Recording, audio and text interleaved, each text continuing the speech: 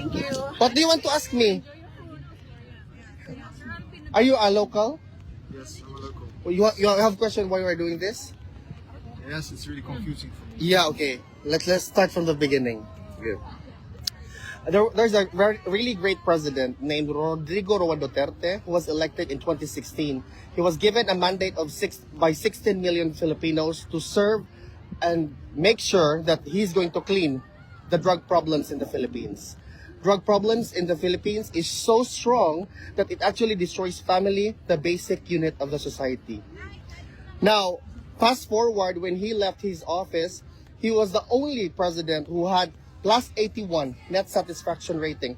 Actually, the highest up until now, since a president almost finishes their, let's say, term of office.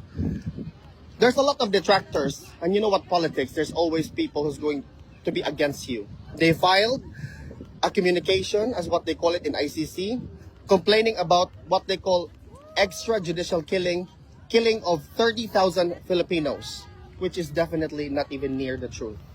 In the Philippines, if you come to think about it, why is it that Filipinos are here outside? To show their unwavering love and support to a person who actually changed the Philippines in the international community. During his time, we are very, very proud to being Filipinos because we are independent, as we are a sovereign state, as we are a nation where our judicial system is fully functioning. The main question is this: why did ICC took cognizance of this communication? If this is not political, what is it? As a Dutch person, are you Dutch? As a Dutch person, would you want to be judged by a foreign entity when you are a sovereign state? I think the answer is very obvious. That's what we are calling for. What gave the ICC the right to judge a Filipino when we are a sovereign state? We are independent. We are not a colony of the Netherlands or the ICC in itself. What's your question? So the ICC is spreading propaganda. Yeah, you got it right. Because if this is not propaganda, if this is not political, why are they not releasing our president? He is a Filipino citizen.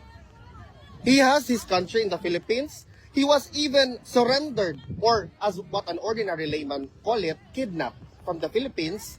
Actually, the history is that he was in Hong Kong. By the time he landed in the Philippines, he was immediately arrested because of what they call an arrest warrant or a blue communication through an Interpol. You know, it's very complicated because you cannot really just accept it through a simple explanation, because this is a historical thing. It is a build-up of a complaint from the